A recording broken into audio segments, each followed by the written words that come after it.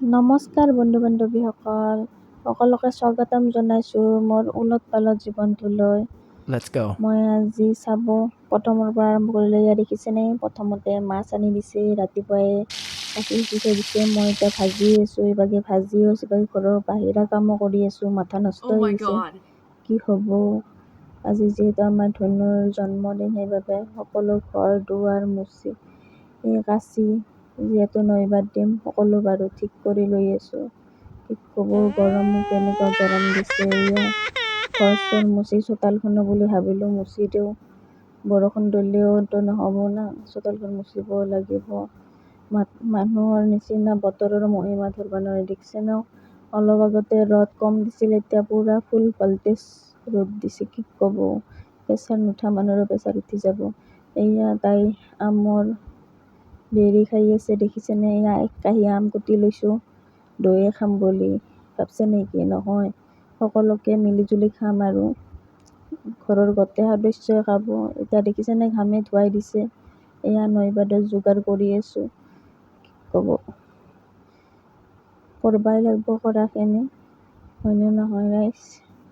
দেখিছে ন, গৰমক চালেতো নহ'ব ন, কৰা কামখিনি কৰিয়ে যাব লাগিব। বিশেষকৈ আজি এটা মই নতুন কাম শিকিলোঁ। ভাল হোৱা নাই কেকটো, কেক বনাবলৈ আজি ফাৰ্ষ্ট টাইম বনাইছোঁ জীৱনত।